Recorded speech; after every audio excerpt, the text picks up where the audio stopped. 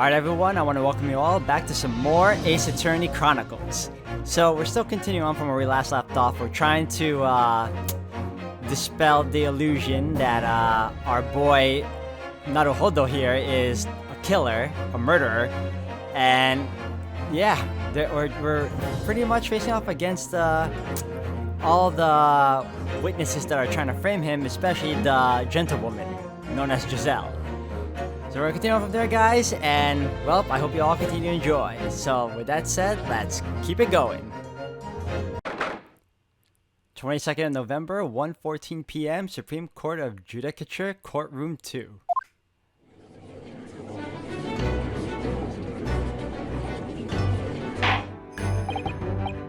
Well, I understand you are the judicial assistant to the defense, but why this sudden ingress into my courtroom? Ha! Judicial assistant, and a woman no less? The rules state that females are not permitted into this court of law other than to testify. Yes, I fully understand. I ask only for 5 minutes of time. I have some vital evidence that I must hand over to the defense. Ha! You're too late, little girl. This trial has already been concluded. 5 minutes. I will not allow a moment more. But, Your Excellency, I am most grateful.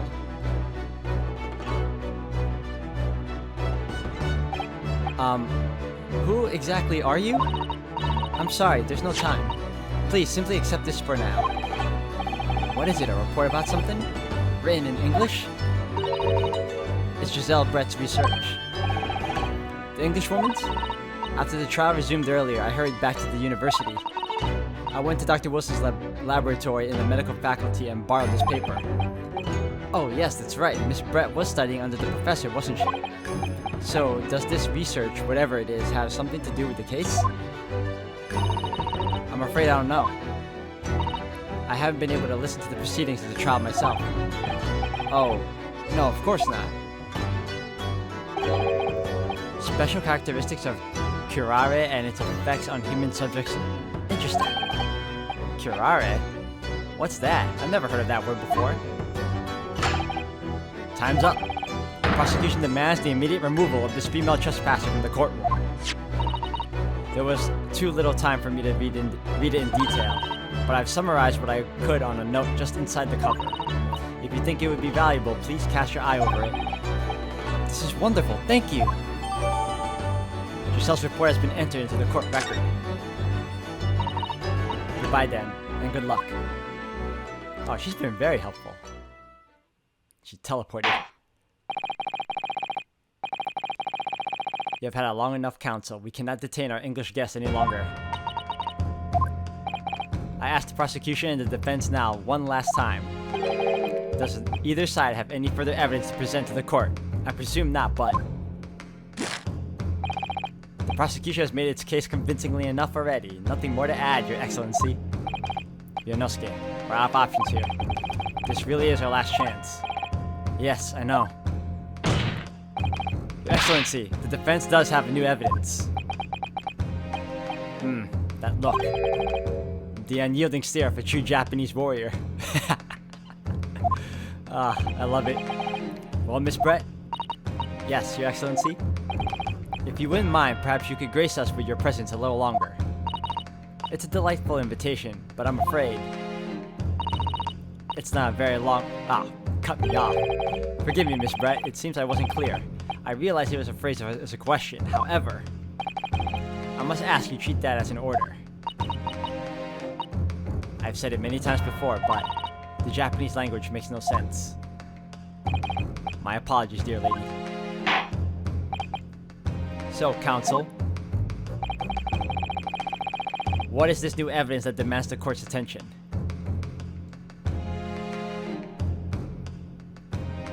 It will have to be the new evidence I was presented with. What does it say? A poison made from the bark of certain trees in the jungles of South America. The hunters of the region have used it since ancient times to incapacitate their prey. Effects: instant paralysis of the entire body and subsequent death, even in minute doses. Route of entry: the above-mentioned effects occur when the poison enters the body through a wound such as that inflicted by a blowpipe dart. Due to its ability to render the human body paralytic, it's believed that the toxin could have application as an anesthetic. However, a solution for the respiratory arrest caused as a result of the full body paralysis must be found first, or patients would die of suffocation. So I was right when I said it was an anesthetic. Alright, well. Yes! Mr. Selbrat, we understand you are studying under Dr. Wilson at Yuma University, doing research. Research by sheer coincidence, perhaps, into a deadly poison. What? Poison? Where are you going with this, Counsel? A toxin known as curare, Your Excellency. Even the slightest amount of this deadly poison entering the body leads to instant death. I really hope I'm pronouncing that right. Objection! What complete and utter nonsense.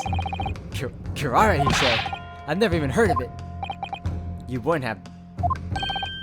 What do you mean? I mean that you wouldn't have heard of curare before one very simple reason. It doesn't exist in our country. It doesn't exist? Correct, which means no matter what test the police can do for toxins, they'd never identify curare. Why? Because there is no test available here that can identify the presence of this highly deadly poison. What?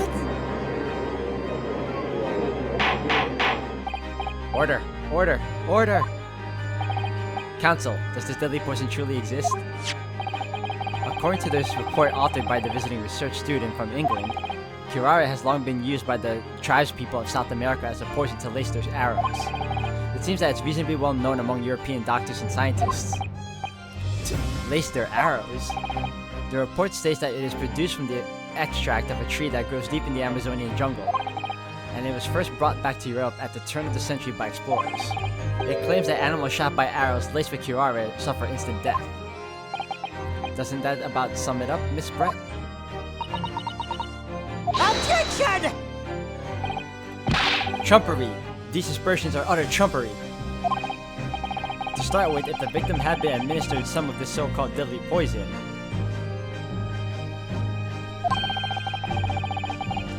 he would have been squirming and writhing in pain, and the other diners would have surely noticed. That's true. What do you say to that, Inspector?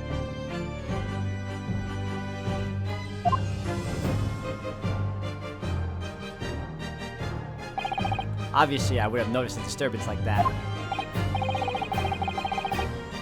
I don't remember anything like that either. I didn't notice the professor being in any kind of pain.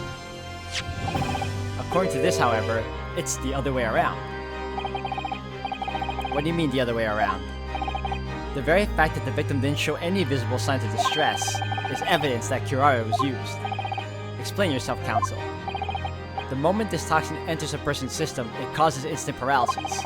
In other words, afflicted victims lose all strength and are completely unable to move. Even if they were in total agony, there would be no visible signs of pain at all. How terrible! Obviously, if a man lost all strength in his muscles, he'd collapse on the floor. But with a chair under him for support, as Dr. Wilson did, the effects could go largely unnoticed. But I don't follow, Kazuma. That's just paralysis. I thought the poison caused instant death. The full explanation is extremely unpleasant. The poison causes immediate paralysis, as I said, leaving the victim unable to move. But after a short time, the paralysis is so severe it causes the muscles that control respiration to fail. Respiration? In other words, the actual cause of death is suffocation. And all the while, the victim is conscious and aware, just unable to move. That's hideous! To the observer, it would look almost like the victim was slipping peacefully into an endless sleep. But for the victim himself, his final moments would be a living hell. That is the true nature of this deadly curare poison.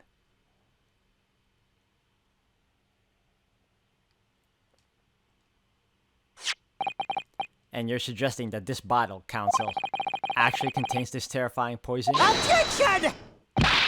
This is all very convenient, isn't it? A hitherto unknown poison for which there is no means of testing. What a happy tale for the defense. If I may, all these facts, you think you're so clever, but you must be caught. Ooh, here we go again. It is you who must be taught. Oh, of course. Dear lady. So, this is how you Japanese behave, is it? What? You steal another's honest hard work and then announce the results as if you discovered them. I'm appalled. What a loathsome act. Well, Miss Brett, the feeling is mutual. Whatever do you mean? Capitalizing on the unfortunate circumstances of an innocent man to frame him for a heinous crime. That really is a loathsome act. Objection! Wouldn't you agree? Enough of this. I, for one, refuse to accept it. The idea of some poison that doesn't even exist in the great empire of Japan is breaking the rules. What's so funny? Oh, excuse me, Your Excellency. Yes, Miss Brett? May I borrow that bottle for a moment, please? Yes, I don't see why not.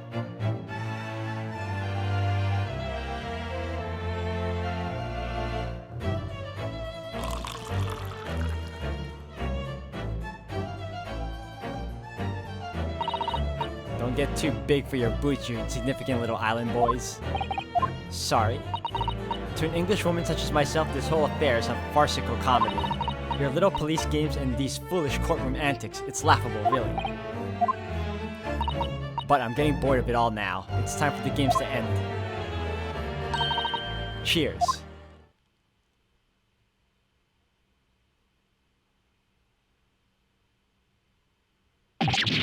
Wait, what are you doing?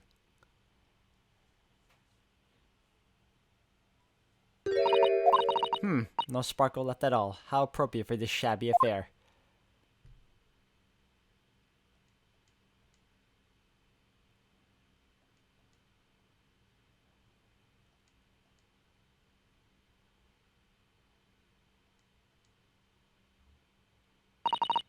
Goodness. Whatever's the matter, you all look quite stunned. So, no curare? The bottle was clean, is that what you're saying? Ha ha ha. You look quite incredulous, little boy. But of course, that's the simple truth. Thank you for presenting the findings of my research so concisely here in this grand venue. Most kind. You know, what's his face? The waiter slash detective could have switched it for all we know, but... Thank you, waiter. Now then, Your Excellency. Yes, Miss Brett. I should like to be excused now, please. I think I've given more than enough of my time for the furtherance of friendship between our countries.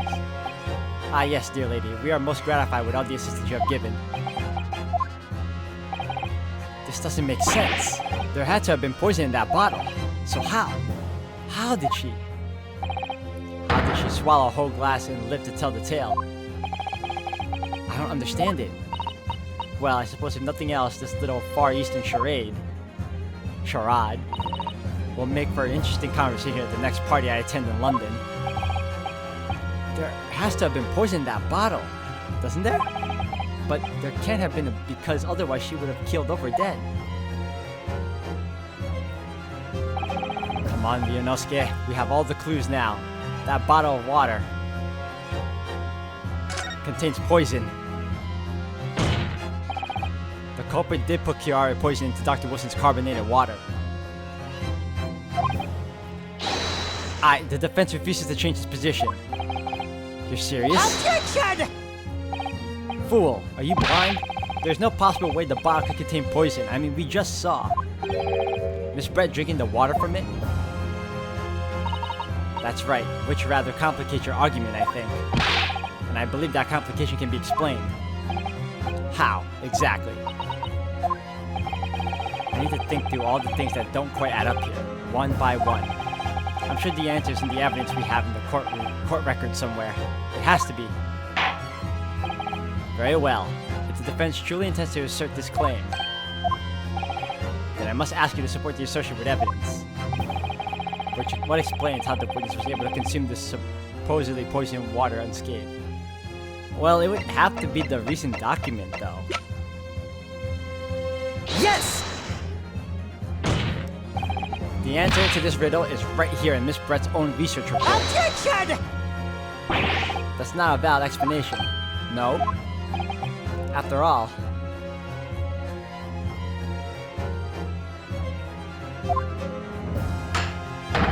we don't speak English. That report is utter gibberish.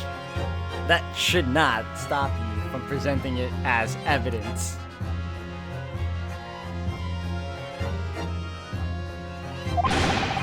This impudent young scoundrel is trying to ridicule the court, Your Excellency. I'm not trying to ridicule anyone, honest. I'm just reading Susato-san's notes.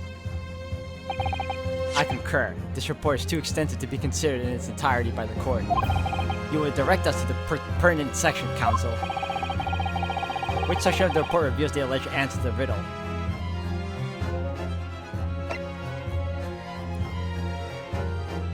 Oh, I would have to go over it again, actually.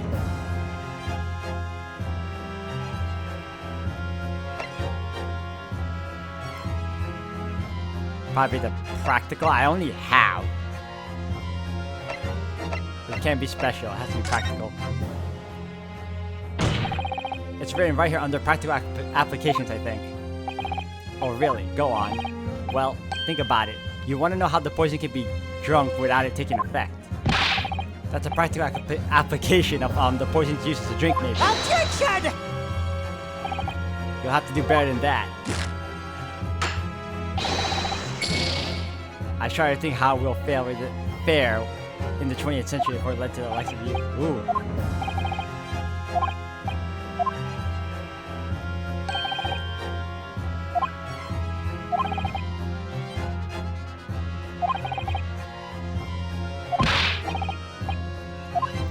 I thought I couldn't read it again, that's why. Alright.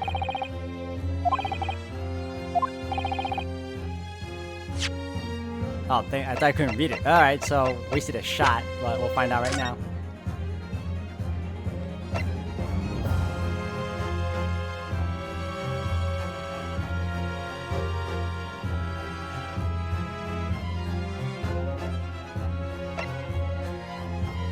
So it's definitely...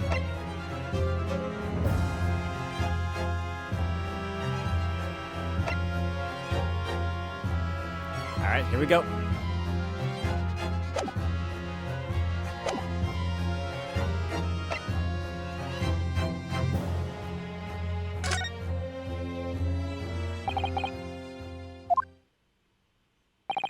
And it's left me curious about something. Oh, counsel? Well, it sounds as though indigenous hunters have been using this poison for years and years to lace the heads of the arrows that they shoot at whatever prey they're hunting. So we've been led to believe, yes. And the point of hunting is to catch prey to eat. Get to the point, please. But if they were to use these laced arrows, doesn't that mean there would be traces of poison left in the prey the hunters were going to eat? Yes, good point. So surely the hunters wouldn't want to eat their prey, would they? Because then they'd be eating poison. Good gracious, counsel. No, that would be madness. But I actually found the answer to that conundrum in this research paper here. Under special characteristics, it says this. The poison starts to work after entering the body through a wound.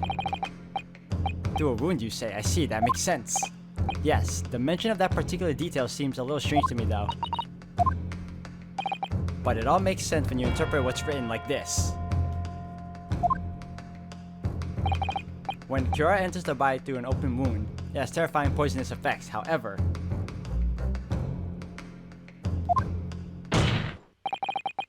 when it enters the body via the mouth, it has no poisonous effects whatsoever. Miss Brett, you authored this research. You knew Cura's special characteristics, and you knew that you could make a spectacle of drinking that water without any danger to yourself. You meddling little... Wait, that thing was alive?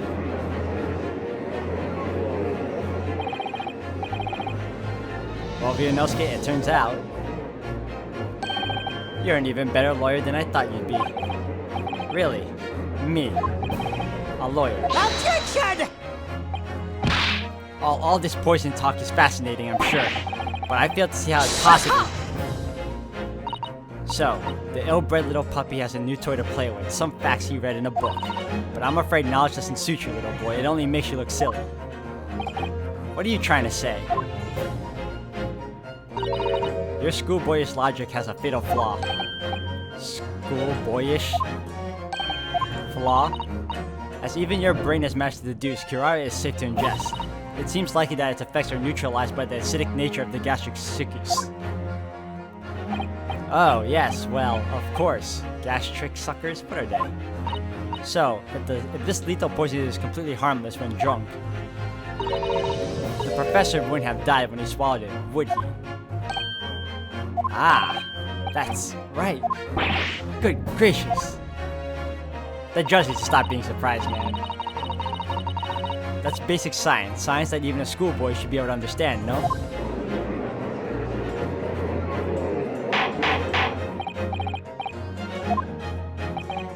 The logic holds. If the lady and the professor drank the same poison, they would be affected in the same way. Are you trying to suggest?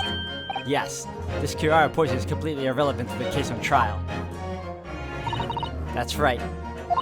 Surely even a little cockroach like you could understand something as simple as that.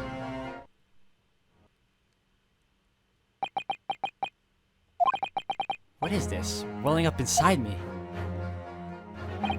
I've never felt like this before. It's a sort of conviction to break down all the discrepancies. It's so intense. Almost rage-like. And more than anything else, it's an animalistic desire to take down my prey. Objection! Oh! I don't think so, Miss Giselle Brett. How dare you use that tone with me? You know very well that there is no fatal flaw here. You know exactly why, even though both you and the victim swallowed the same poison. You are alive, but Dr. Wilson is dead. Counsel, I'm sure I don't need to remind you, you must provide compelling evidence, as we now know that the poison is completely harmless when ingested. Why would Dr. Wilson alone have been killed by the curare? I have one shot left, guys. We're gonna have to use the medical report then. I think that makes the most sense, if anything. Take that! As Miss Brett so readily pointed out, she drank the same water as the professor. However, there was a fundamental and fatal difference between the two diners. A fatal difference. The toxic effect of curare are only felt when the poison enters the body through an open wound. So for a healthy person with no injuries, drinking it is completely harmless. But what if there was a wound inside the mouth of the person drinking the poisoned water? Inside? Yes, like the wound you might have if you had just been to the dentist and had a tooth extracted, for example. Miss Brett, you've acknowledged many times in your testimony already that you were well aware of Dr. Wilson's dental appointment that day. So that's it. You used that knowledge to orchestrate this. Is she laughing? I don't like to repeat myself, but honestly, I can't resist. These childish courtroom games and your half-baked arguments are also puerile. What do you mean? Don't worry, little schoolboy, you'll find out soon enough.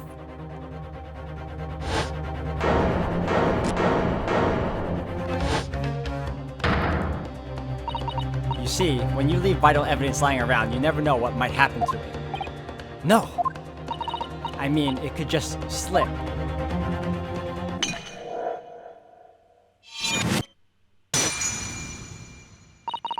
Oh dear, how careless of me. You know, by doing that, you're already admitting you're guilty. I don't think this would have gone over in courtrooms present. Oh my gosh. I'm afraid some crucial evidence may have just been tragically destroyed. What? It's like watching Yu-Gi-Oh, man. Holograms killing you. Or hurting you. Officer, what are you waiting for? Collect up as much of the water from that broken bottle as possible at once. You're wasting your time. The delightful carpet under my feet here was a gift from the British Empire. I assure you it will soak up the water beautifully. You have neither the technology nor the presence of mind to recover it.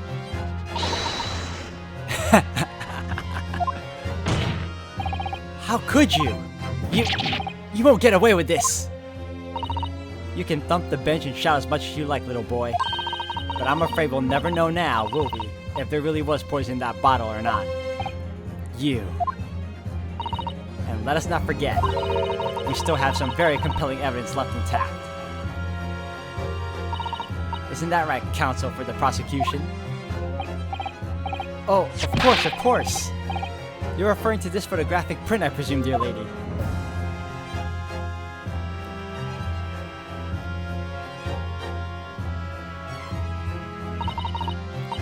That's right, and really, looking at this photograph, it's as clear as day, isn't it?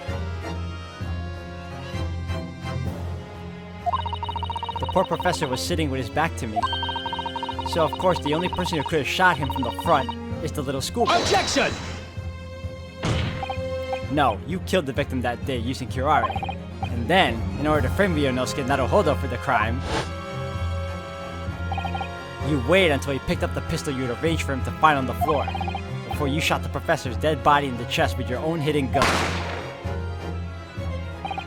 Then, in the confusion that followed, all you had to do was turn the dead professor and his chair around. You see? You had every opportunity to commit this crime. What a wonderful imagination you have, young man. A hidden gun, you say? And I shot the professor's dead body, did I? Well, I'm terribly sorry, but you don't have a shred of evidence. Exactly. And as you have nothing to support your wild claims, the prosecution stance remains unchanged.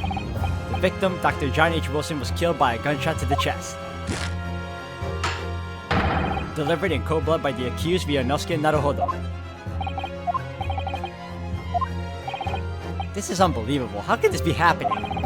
We had her, but now... Is she really gonna get away with it?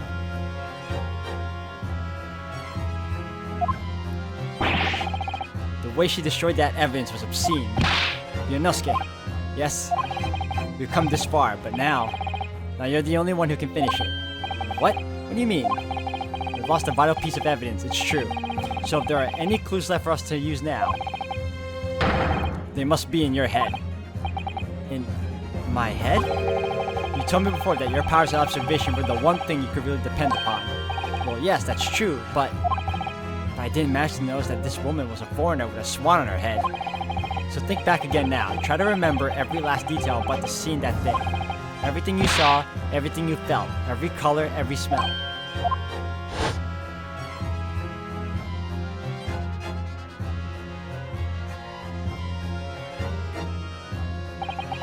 What I saw, what I felt. Every color.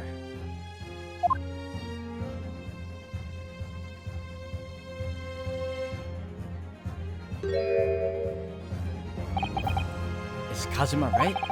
Somewhere in the vibrant memory of this same scene in my head, could there be another clue to expose the identity of Dr. Wilson's killer? Yeah, of course, let's go!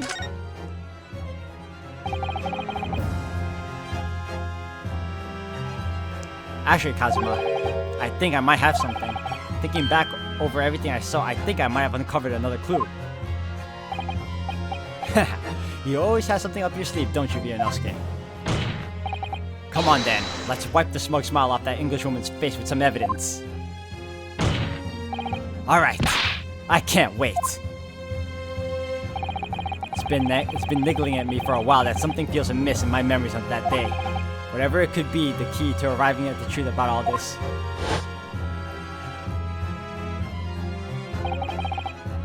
It's here somewhere. The clue that shows who Dr. Wilson's real killer must have been is... Alright, hold on. Hold on.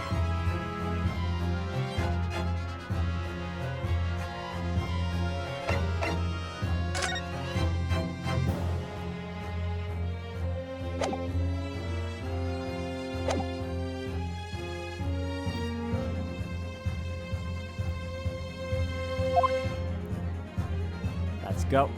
Right here. Take that! Inspector Hosonaga, answer me this. Yes, what is it? Ugh, he's still miles away, probably thinking about that bottle being smashed. As you've said a number of times now, you strive for perfection in your investigations, don't you? Absolutely. I wonder, therefore, if perhaps you took anything else from the scene of the crime. Like, for instance, the plate of steak that you took to the victim's table that day. Objection! Wait a minute. Shut up! Where are you going with this, little boy? It's just a memory that's been troubling me. What memory? I saw the scene shown in this photographic print with my own eyes that day. And I saw that on the wooden base of the plate that the steak was served on was a spattering of blood. What? Oh, really? And what of it? Obviously that must have happened when you shot the professor. No, that can't be the case. Take a good look at the photograph and the relative position of everything there. The plate of steak is almost directly behind the victim. If I'm supposed to have shot Dr. Wilson in the chest from the front, there's no way the blood from the victim could have ended up directly behind him. Yes. For blood to have made it into the plate, it implies the plate was between the victim and the shooter, which means the shooter must have been sitting opposite the professor as you were. Giselle Brett, I beg your pardon? Objection! This is beyond ridiculous, fabricated nonsense. Is the court seriously expected to believe something the accused has apparently just remembered seeing? Hold it!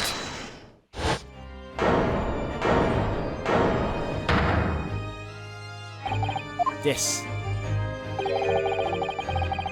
could be the moment that my entire career in the police force has been leading to. Inspector, you mean... Yes, I took the plate in the interest of preserving evidence from the scene of the crime. I took it, meat and all, and I don't care if they call me a crime scene thief because of it. Will you stop doing that? You did what? I took the steak that you have been eating, Miss Brett. I took the steak that the sergeant had been eating. And I did it all in the name of justice. Look at him. Then we can find out for sure whether or not there's a bloodstain on Miss Brett's plate. We must examine it now.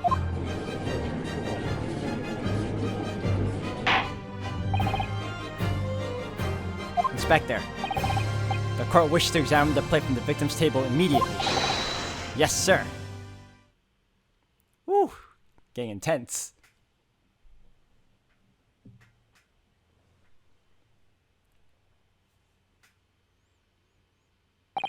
Sorry for the delay. Here's what you ordered. The steak. Well, what about the blood? Is there blood on it? Of course there isn't. Quickly, Inspector. Blood man. Show the court. Of course. Examine the plate at your leisure. Oh, this is cool. No blood. No blood anywhere. But no, that's... Why does he keep doing that? I know I saw it. I'm sure of it. I was right there on the table behind the professor. There was blood on the side of that plate. Oh, look at her. All freaking giddy. What an unbecoming expression, little boy. You see, this is why I always say you can't trust what the Japanese tell you. I couldn't agree more in the case of this disgrace to the Empire. I believe we may finally have reached a conclusion in this trial. Let's hope so. Let's pretend the 10th at courtroom proceedings is painful to watch. But I do promise to do my best to forget all about it when it's over. Ha! This sorry-looking steak reveals the facts all too clearly. If the sorry-looking accused wish to examine it again, be my guest.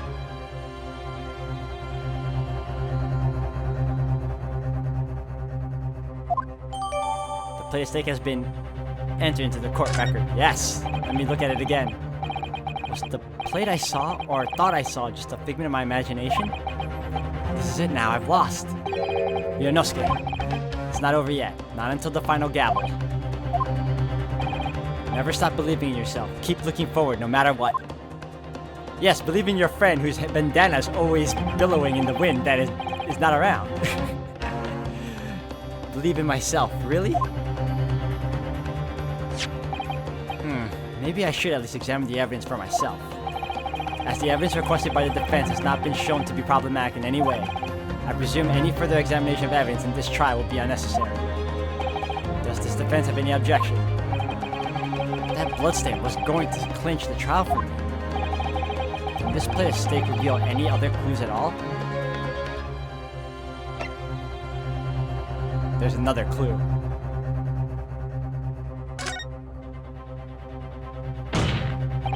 Your Excellency, please wait. This plate of beef's hiding in another clue. Another clue that will reveal the shocking truth. Objection!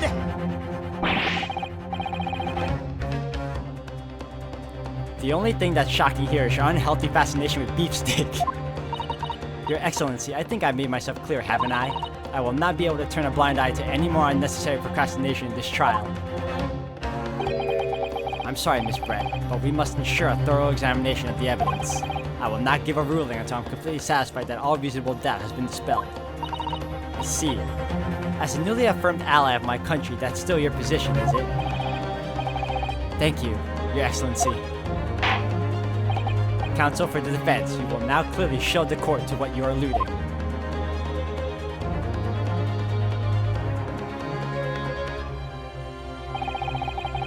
Precisely what is on this plate of beefsteak in this new clue you found, or to be found?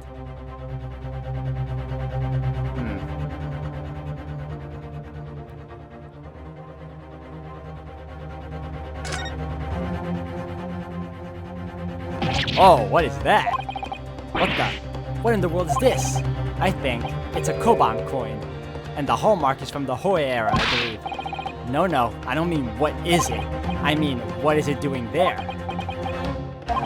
Wait, did you say it was a Hoi Koban? Yes, and apart from the meat juices, it looks to be in good condition. I imagine it's very valuable. Isn't that thing the antiques dealer was looking for?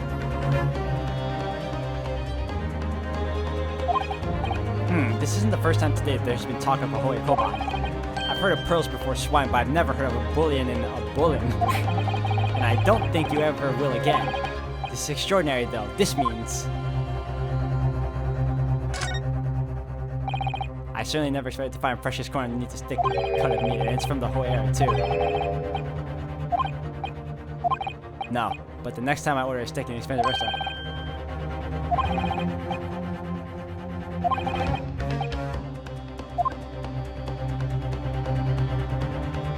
Uh-huh.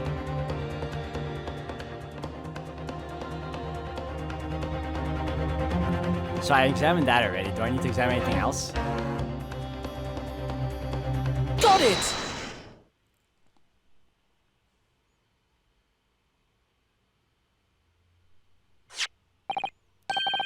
Good gracious, that's...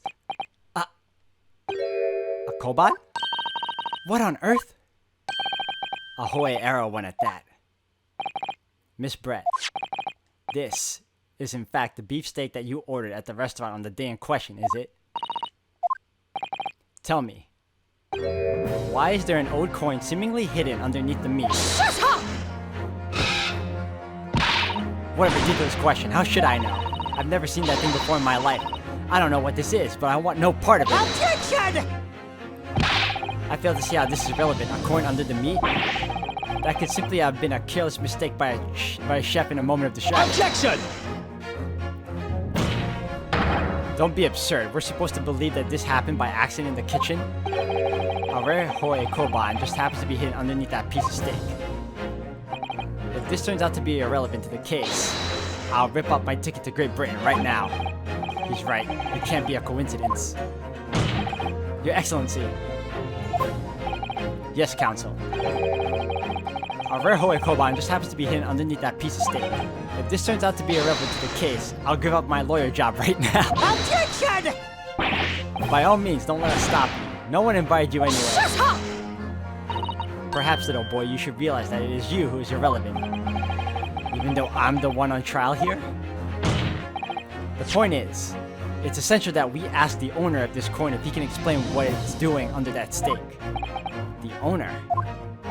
Yes, it's obvious there's only one person it can belong to. The owner of the koban that was found underneath the beefsteak is...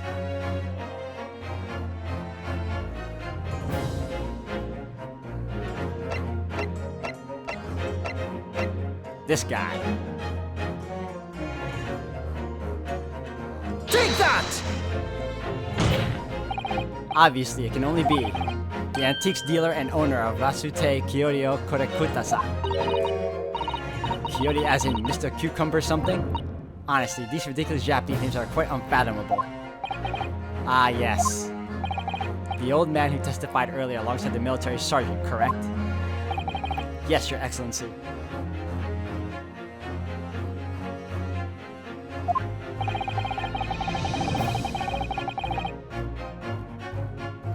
I remember him saying that he was up to something with his koban coin when it happened, at exactly the moment the gun was fired.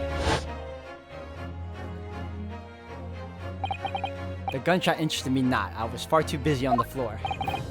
Too busy on the floor. Sorry, what were you doing? Hunting for treasure. Indeed, the Hoei era koban, my prized coin. Do you mean to tell me? Objection! No, no, no, please, why would Korekuta-san's koban be sandwiched between the victim's beefsteak and its plate? It makes no sense. Yes! Which is why I'm asking to bring Korekuta-san back to the witness stand so we can ask him. Officer, bring both witnesses that testified earlier back in here. Without a moment's delay.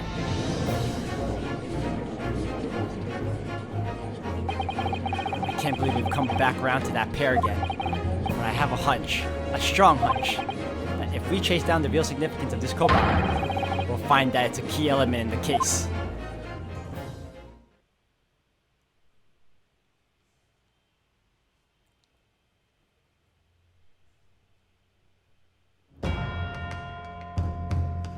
Now here we go again.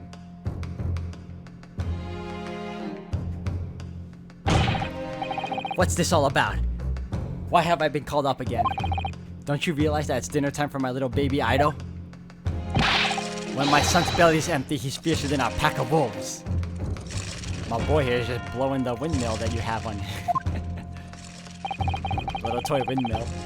Exploited by the police we were like miserable dogs, forced to bear false witness. And when cast from this courtroom, myself, I became a ruined man in a thrice. A worthless, withered antique. Nothing more have I to say. The sun has set on this Rasute shop owner's existence. Why is this guy wielding a weapon in court? Be that as it may, Korekuta-san. Something has come to light that requires your clarification. As far as your Rasute memory... Oh, there it is. Yes! That's it! The one! The very one! The very exact one that it is! The resplendent, splendiferous Hoei treasure that my rusty bones managed to misplace that fateful day. It can't be. As I thought. Young man, enlighten this decrepit old fool. Put me out of my misery. Where was my treasure? Where was it dropped? Oh, I'm not sure if it was dropped anywhere. We found your coin sandwiched between a beefsteak and its plate, soaking in the seasoned meat's juices. Sandwich? Soaking? Seriously? Clearly, it couldn't have fallen there by accident, which means somebody must have hidden it there on purpose. Somebody concealed my Hoei treasure between a slab of meat and a metal plate? Who would do such a thing? Such an unconscionable thing.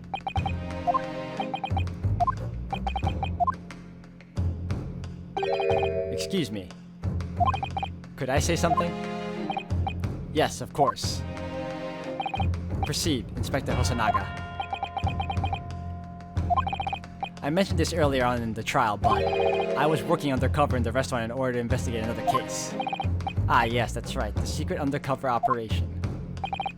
La Carnival is a high-class Western cuisine restaurant. It attracts wealthy diners, including many foreigners. Recently, there's been a run of similarly executed thefts targeting the restaurant's rich clientele. A number of such incidents have been reported to the police bureau. Wicked crimes indeed. We wanted to nip the case in the bud quickly, especially with so many foreigners being affected.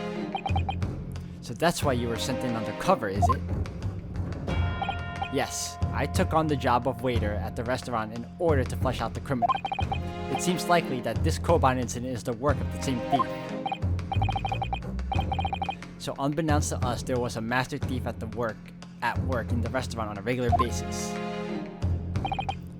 The place was already the scene of several crimes, it seems. I don't know about the master thief part, but the identity of the person who stole and hid Korakuta-san's Koban is all too clear. What? What?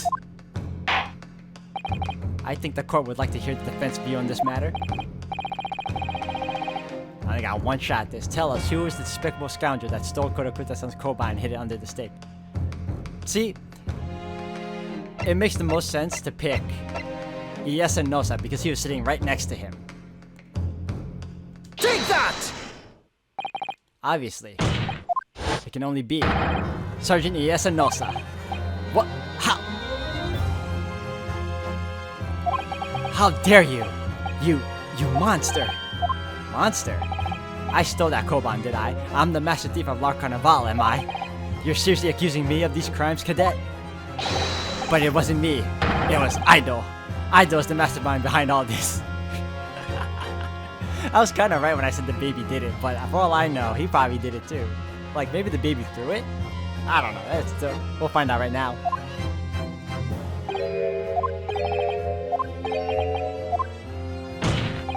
You would push the blame for your crimes onto your own son, an innocent little baby. It's you who's the monster, Sergeant Nosa.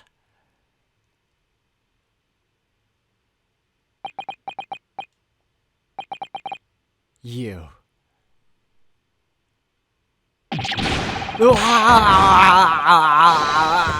Clippity clop, clippity clop, clippity clop, clippity clop. What is going on with this guy?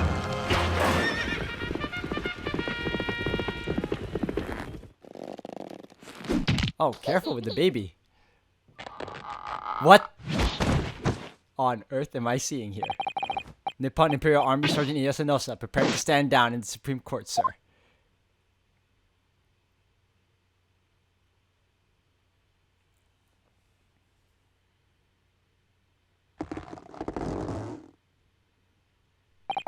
Do any of you know of the extraordinary low wages the Nippon Imperial Army pays those it expects to keep our country safe?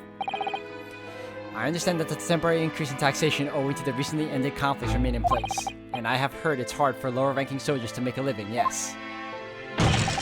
All I want is to put a hot meal on the table for my son. That's why you were stealing things at the restaurant. The place is heavy with money. Every 3 days, I'd go there and do some reconnaissance for a target. And I'd enjoy chomping my way through a good steak at the same time. It sounds like he doesn't bother with a knife and fork even, which is worryingly believable. And your target that day was the old man and his Koban? Yes, sir. He was an easy mark. I slipped the coin into my pocket without any trouble at all. A veritable phantom thief you are. I was all set to leave the steak. I was halfway through devouring when it happened. Yes, when the professor was shot. I knew that if the police conducted a search and found the coin in my pocket, I'd be finished. Aido too. Well, not Aido. Your kid would not be. So I hid the incriminating evidence as fast as I could on the double. I slipped it under the steak, hoping that I'd be able to rendezvous with it again at a later date.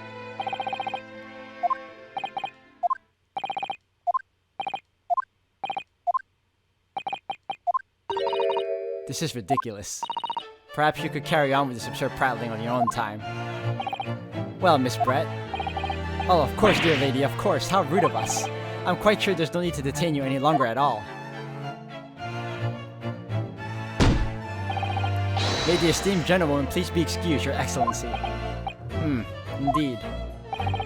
The theft of the Koban was clearly perpetrated by this baby-saddled sergeant. It would certainly appear to be unrelated to Dr. Wilson's murder. Of course it is. Hiding a coin under a lump of meat? The sheer nonsense of such an idea astounds me. Nonsense, is it? And as for picking up your steak and biting into it without using a knife and fork, it's beyond nonsense. It's pure madness. Very well. Now that all questions concerning this witness testimony have been answered, I see no further justification for detaining her. Miss Brett, you are free to leave. Thank you, Your Excellency. Good luck, everyone. And good day. Ryunosuke, what's the matter with you? This is no time for daydreaming. Oh, no, it's just something about Miss Brett's parting words that got me thinking. I can't quite work out what exactly, but something she said jarred with me. I feel like there was a contradiction in there somewhere. Something didn't quite add up. If that's the case, don't just stand there thinking. Make your voice heard. Sorry? You can think later, but if you don't call out now, it'll be too late. The trial will be over. Hold it! Wait, Miss Brett. What is it now? I'm afraid, just one last time, there's something I'd like to ask you. I'd like you to explain the contradiction in your parting words from just a few moments ago. What are you talking about? What contradiction? Objection! What new student nonsense is this? Well, what parting words are you talking about, Ryunosuke? Hiding a coin under a lump of meat, the sheer nonsense of such an idea astounds me. And as for picking up your steak and biting into it without using a knife and fork, it's beyond nonsense. It's pure madness. Yes, I'm right. What she said there exposed an undeniable contradiction. I'm going to need to see evidence, counsel. Miss Brett's words are truly contradictory. Where is the evidence to prove it?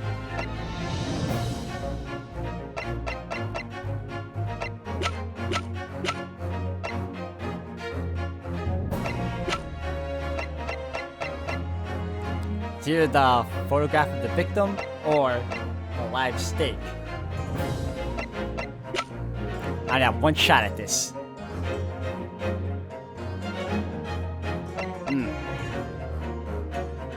This one is a toughie. Alright.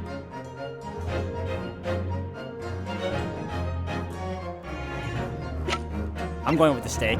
Let's go for it. Take that! The steak that Miss Brett had been eating before the professor was killed. Yes, go on. More accurately, Your Excellency. The steak that was on the victim's table just before the professor was killed. Now you're just splitting hairs. Not true. Doesn't something about this steak strike you as very unnatural?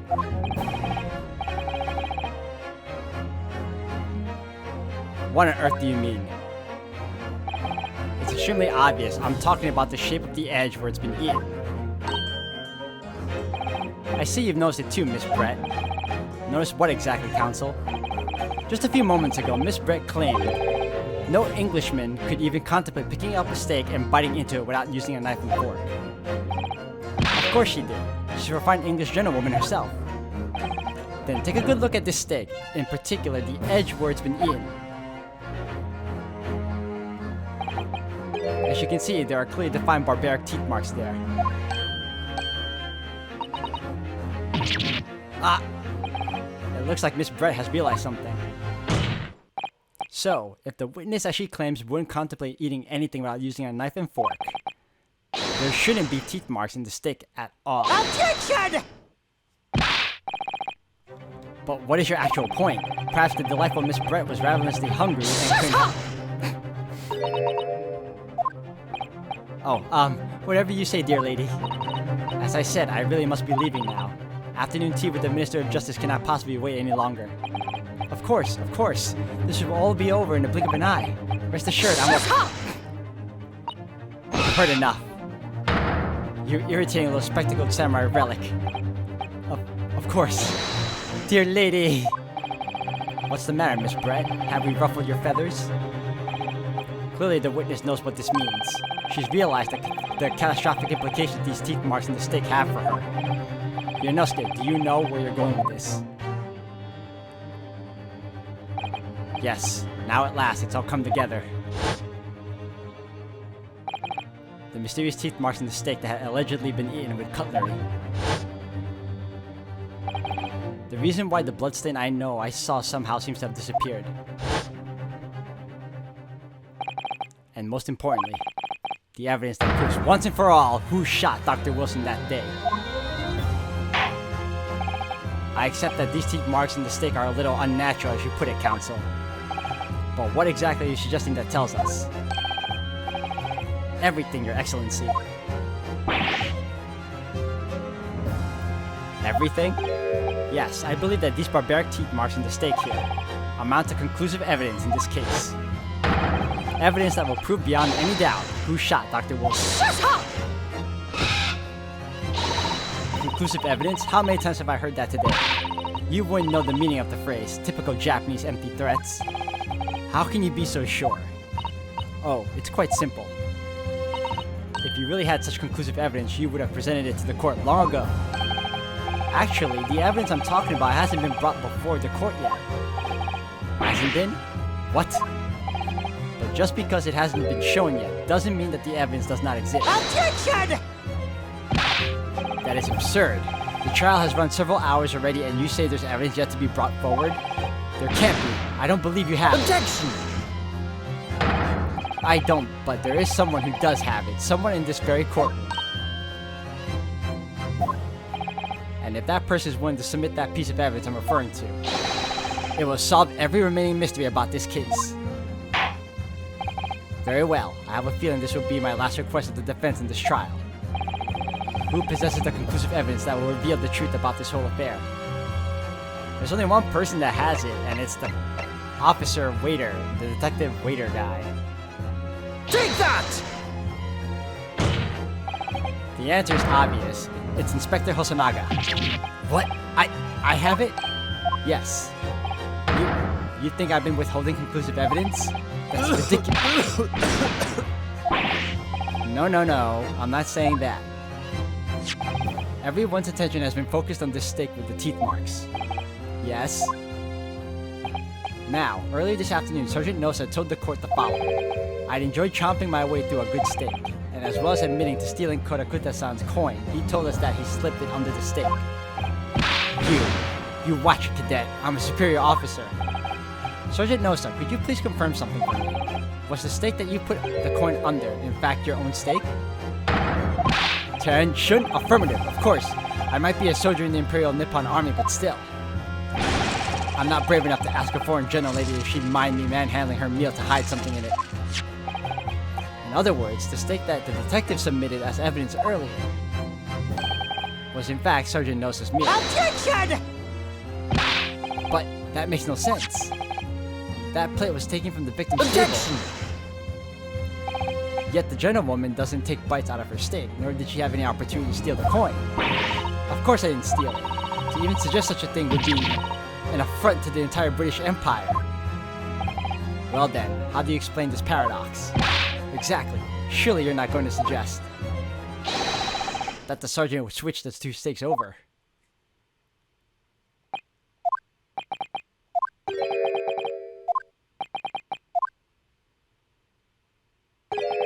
You did switch the plates. Well, after it happened, when I saw the civilian had been murdered right in front of my eyes like that, I panicked. As I said, I immediately lifted my steak and hid the coin underneath it. But then when the waiter announced he was an undercover policeman, I thought I'd had it. If he had decided to investigate my slab of meat, that'd be it. I'd be getting my marching orders. So when the cadet here was arrested and taken off to the kitchen, I seized my chance.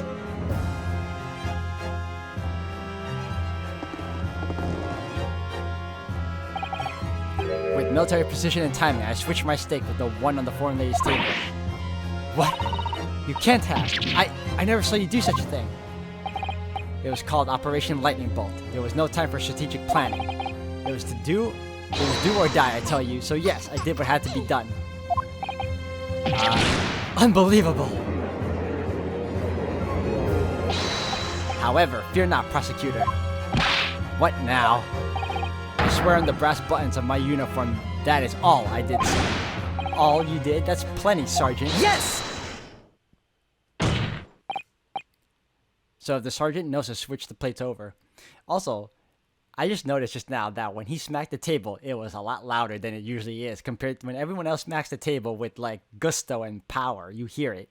With him, it's barely it's barely a thud. But in this very moment, he made a tone. He made a powerful sound. He's confident. He's ready. It means he took Miss Brett's steak and the plate it was on back to his own table. Yes, that follows. Inspector Hosonaga. Yes. Earlier in this trial, you told the court this. You said that you had not only taken Miss Brett's steak after the incident, but also the sergeant's. That to preserve evidence, you had taken both. That's correct. Then please present it to the court now. The plate that was actually on the victim's table at the precise moment he was shot. Shut up! What can that possibly tell us now? I mean, a cold slap of tough meat? It can't have the slightest bearing on the case. Objection! No, you're not wiggling your way out of this. You're not wiggling your way out. Oh my god, I can't read. You're not wiggling your way out of it this time, lady. I beg your pardon? Surely you're not that forgetful. Surely you remember the reason why this steak pan promised to prove such a problem for you. Promises to prove such a problem for you, no? You're the ones who decided it was a problem, not me. The reason the defense asked to see that plate was to confirm something the defendant remembers seeing. Thinks he remembers. I'm quite sure of what I saw, Miss Brett. On the side of the plate that was on the table directly behind Dr. Wilson, there was a clear spattering of blood from the gunshot wound to the victim's chest. I believe the defendant's memory serves him well. And now, we have the evidence to prove it. The plate you were eating from, Miss Brett. Let us not prolong this any further, Inspector. You will show the evidence to the court. Present the beef steak and plate that was originally on the victim's table at the time of the incident.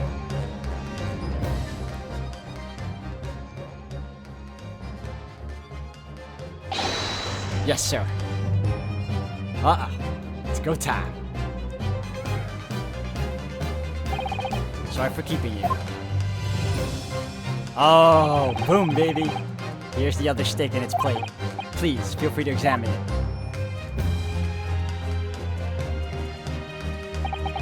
The bloodstain. It's clearly visible. Look. Yes! Now, this makes everything clear. The blood you can see on the side of this plate shows that at the moment the victim was shot, he was facing the table with his back to me. In other words, it's impossible for Naruhodo-san to have shot the victim. It can't be! In fact, there's only one person who could possibly have shot Dr. Wilson from the front. I'm sure everyone knows by now who that person is. That's right. Miss Giselle Brett? It's you!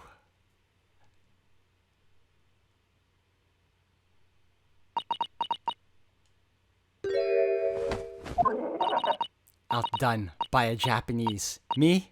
By a Japanese schoolboy? No. No. No!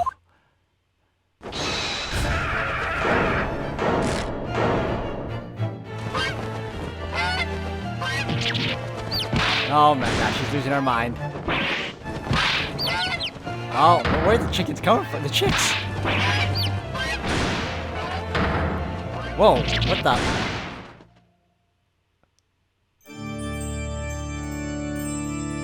Alright, this is just ridiculous now.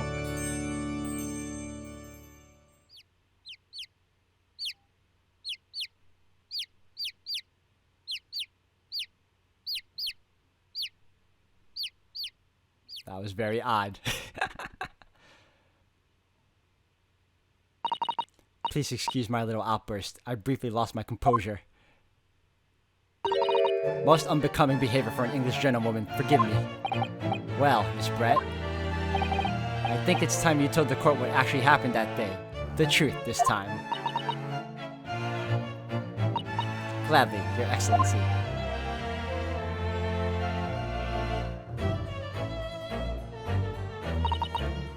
It was I who took the professor's life using curare. As you surmise, I chose that particular day for one very important reason. The professor had a dental appointment for the extraction of one of his teeth in the morning. So you planned to kill the professor knowing that no trace of poison would be found in his water, because curare is unheard of here in Japan. Yes, of course I never intended to remain at the restaurant for as long as I did. I only needed to see the professor take one tiny sip of his water and it would all be over. I placed the steak I had ordered in front of him to make it appear as though he had been dining alone, and leave immediately. However, before any of that happened, there was an unexpected visitor at the professor's table. That would be me, I suppose. Yes, you. Who else? Such a trifling matter, but the fact that you decided to come over to greet the professor meant that I had lost my chance to slip away unnoticed. In due course, the professor took a sip of his water and was paralyzed. I made sure he was sitting in his chair such that he wouldn't fall. There was no going back at that point, so I concocted a plan on the spur of the moment. A plan to pin Dr. Wilson's murder on this innocent man. I happened to know that the professor always carried a gun. I decided to use that fact to my advantage. I had the bottle of curare in my handbag, and my own pistol concealed under my skirt. Under your skirt, not in your bag. So I was right, there were two guns. Yes. And then I finished my coffee and got up to leave. That's when I noticed the professor's gun, which you had presumably placed on the floor. Placed where you were sure that I would notice it. And everything went according to plan. You noticed the gun as I intended. And then, just as you bent down to pick it up,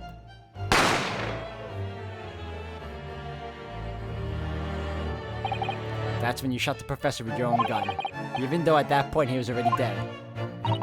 Naturally, the gunshot caused a commotion, at which point the waiter appeared. Obviously, I assumed Naruhodo-san was the culprit and apprehended him. I took him to the pantry that adjoins the kitchen and locked him inside. That's when I took the opportunity to turn the professor and his chair around. Because of course, you needed to make it look like the defendant had shot Dr. Wilson from where he picked up the gun.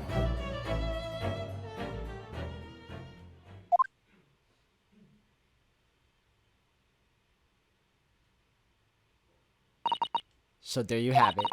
That is the entirety of my misdemeanor.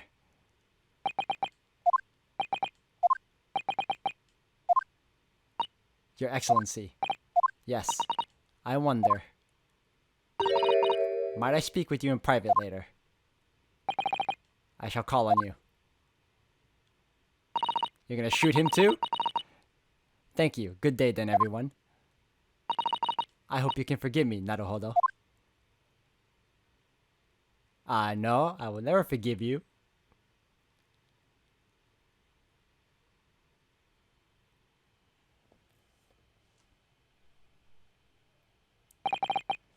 It would seem this trial has finally run its course. I presume the prosecution is in agreement.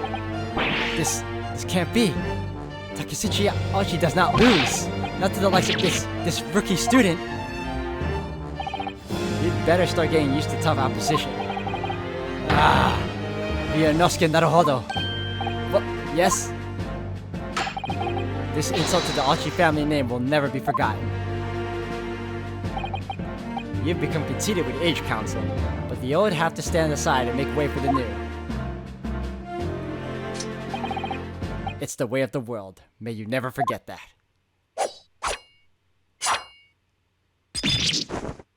What?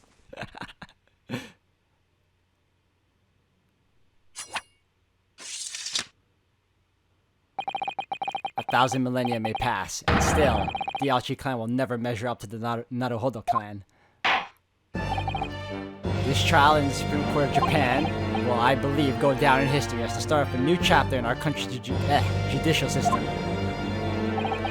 Despite being summoned as the accused, you, Ryunosuke Naruhodo, presented an excellent case. Thank you, Your Excellency. The use of evidence and deduction to unravel the truth is a modern methodology. Wow. I am off point today, guys. After all, it has only been a few short decades since our country opened its doors to the wider world. But the Western ideas of science are rapidly gaining acceptance here. I feel sure that science will soon bring new methods of investigation and new procedures of justice. A new future of law awaits, but what it will look like, I cannot begin to imagine. That is for the young to pursue. Kazuma Asogi. Yes.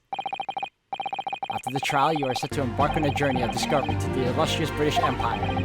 Learn all you can, observe everything of the wider world that you are able to. And do not forget to fulfill the mission imposed upon you. I understand, Your Excellency. What was that about? Why do you look so grave all of a sudden? Ah, never mind. As for you, Ryunosuke Naruhodo. Oh, yes. In you, I sense, how can I put it? Unusual potential. I very much look forward to seeing how you carry that onwards. Thank you, Your Excellency.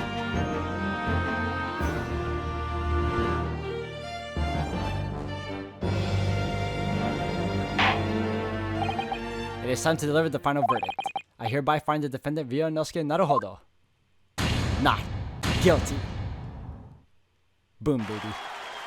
Oh, confetti? Or is that Sakura cherry blossoms?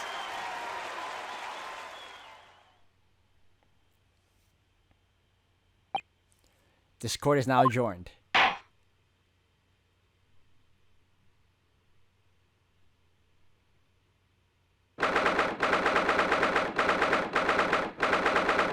(22nd November, 2:46 p.m. Supreme Court of Judicature, Defendants, and Chamber 5.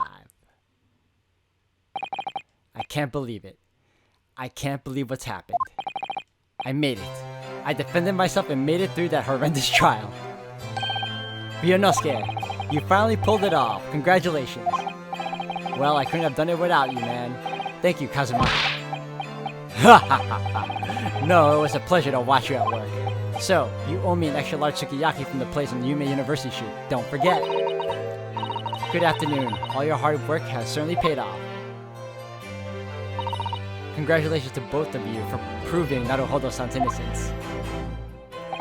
Ah, our trusty judicial assistant. You worked hard for that result too, you know. Oh no, I didn't do anything. Thank you so much. If we hadn't had that research report of Miss Brett's, I don't know how things would have turned out. Your kind words should really be from my father. I was simply doing as he asked. It was his idea for me to go to the university and investigate. Your father? Ah, yes, of course.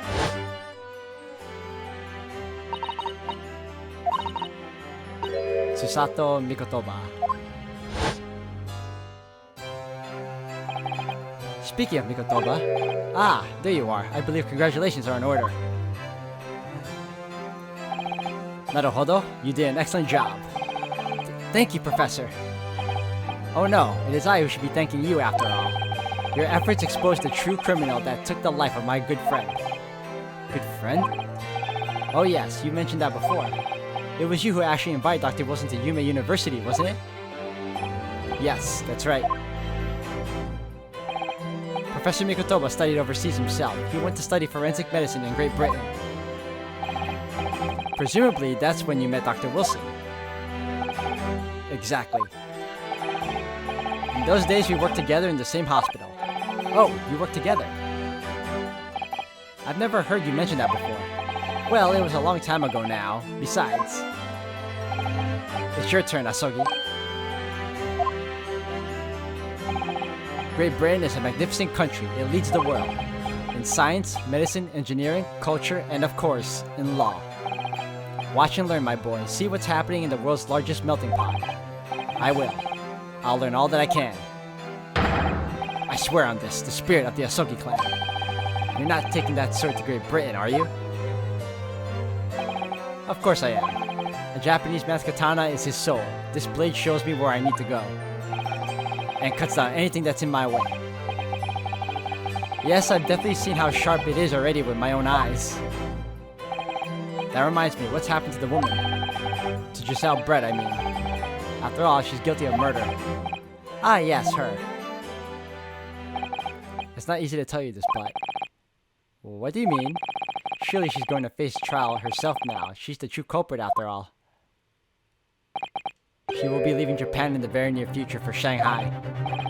What? Shanghai? Giselle Brett will not appear in court again in this country. I'm certain of that. What? But why not? It's a matter of consular jurisdiction.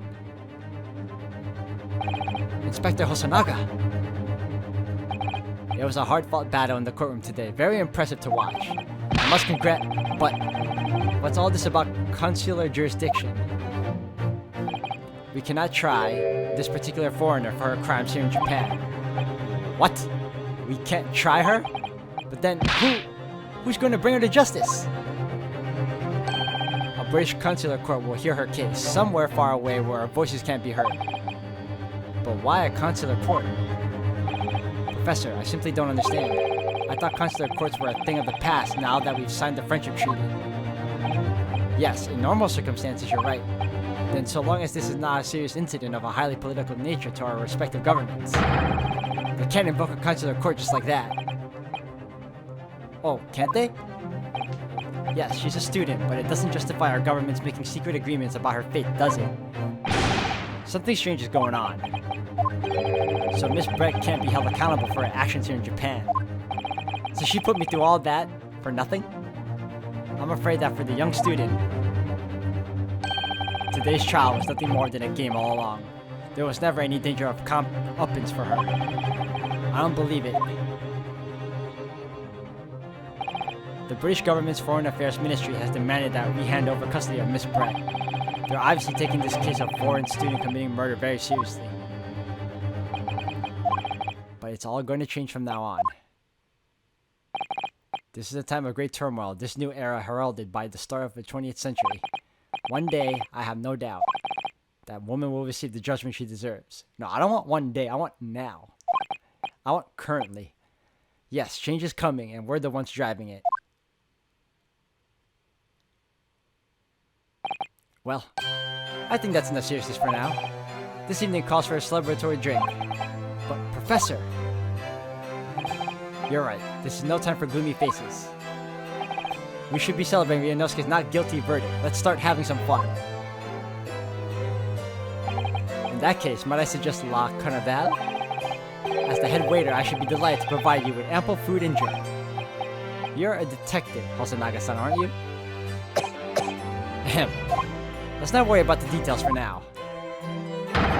To La Carnival, will you accompany us, Professor?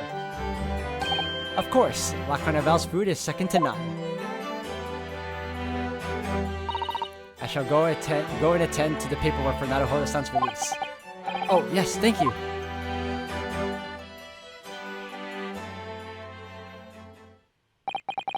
So Giselle Brett won't be tried here. I suppose that means I'll never know. I'll never find out why she killed Dr. Wilson. Kazuma. Yes, Ryunosuke. I just want to say thanks again. That's all. You really saved my skin today. I didn't do a thing. You were the lawyer in there, weren't you? The defense was all your own work. Your skills made the difference, though. One day, I bet you'll be the best lawyer in the world. I'm not so sure about that. To be honest, something kept occurring to me over and over again during that trial. I couldn't help thinking that maybe you're the one destined to become the great lawyer, not me. What? Come on, be serious. If I helped you today, it was only right at the very start of the trial. But you have a natural talent for it, for being a defense lawyer. Oh no, not me. All that tense verbal combat, I never want to go through that ever again. I did what you told me to do, that's all. Because I knew I could trust you. That's the point. Sorry? What do you mean, that's the point? Listen, Ryunosuke. Do you know what the most crucial weapon is that any lawyer needs in order to win? Knowledge of the law? No. The ability to believe. To believe? Believe what? A defense lawyer has to fight for his clients. He has to believe in them at all times. Like you believed in me when I said I didn't do it. I'm human, just like you. I don't have some superhuman ability to know the truth. But you have to make a choice about what to believe in and to stick to it when you're defending someone. Sometimes in the courtroom you can really be backed into a corner. But being able to remain faithful to what you chose to believe in even then, well, that's not something that anyone can do. It takes a special kind of person. Believing in your client. Just look at today's trial. I'm a student lawyer with precious little real experience, but you never stopped believing in me. Well, you faced seemingly hopeless situations time and again, but you never stopped looking for the truth. And in the end, you found it, through your own efforts, because you never stopped believing in me. Thanks, Kazuma. There's something I want to ask you, actually, Ryunosuke. Well, it's a favor, really. Something very important to me. Sounds serious. What is... Ah, you're still here, are you? Oh, Inspector Hosonaga. I arranged some rickshaws for us. Let's go. Thank you. We'll be right there. Let's pick up this conversation again later. You should be celebrating right now. Your first court victory. And your study tour to Great Britain, don't forget. Ah yes, that too.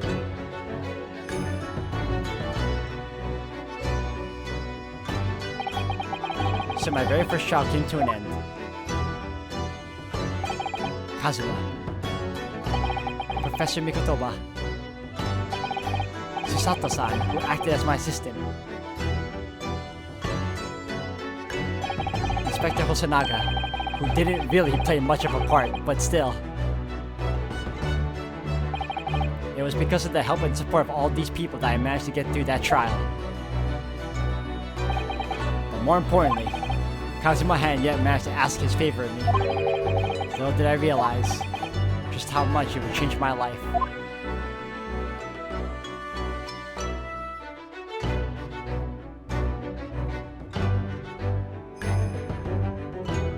Oh, we completed this one. Woo! Alright guys, I'm going to end it here for today. Thank you all for watching. Until the next one.